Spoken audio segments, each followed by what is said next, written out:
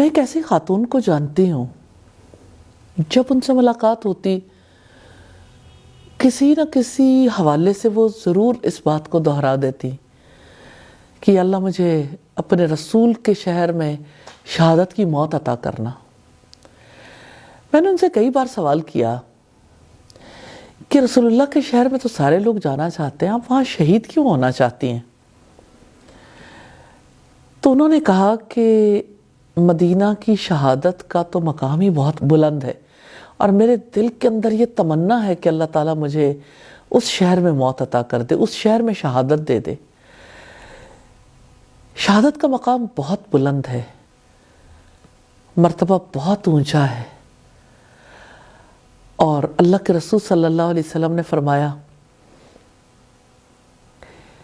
کہ میرا جی چاہتا ہے کہ میں اللہ کے راستے میں شہید ہو جاؤں، پھر زندہ کیا جاؤں، پھر شہید ہو جاؤں، پھر زندہ کیا جاؤں، پھر شہید ہو جاؤں، اس کے بلند مقام کی وجہ سے۔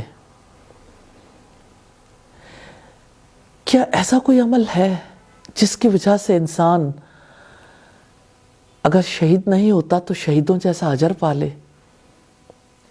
ایک شخص نبی صلی اللہ علیہ وسلم کے پاس آیا اور کہنے لگا، اے اللہ کے رسول، اگر کوئی اس بات کی گواہی دیتا ہو کہ اللہ سبحانہ و تعالیٰ کے سوا کوئی معبود نہیں، اور آپ اللہ کے رسول ہیں، پانچوں نمازیں ادا کرتا ہو، زکوٰۃ بھی دیتا ہو، رمضان کے روزے رکھتا ہو، اور رات کی نماز بھی ادا کرتا ہو، تو آپ کیا کہتے ہیں اس کا شمار کن لوگوں میں ہوگا؟ تو آپ نے فرمایا وہ صدیقوں اور شہداء کے ساتھ ہوگا۔ سبحان اللہ۔ تو ان سارے اعمال میں روزہ بھی ایک عمل ہے۔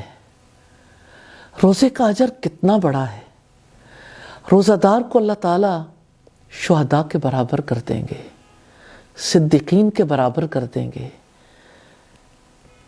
روزہ رکھیے، اجر پائیے، روزے کی رغبت دلائیے، خود روزہ رکھیں، دوسروں کو روزہ رکھوائیں۔ اللہ سبحانہ و تعالی ہمیں اس کی توفیق عطا فرما دیں۔ آمین ثم آمین۔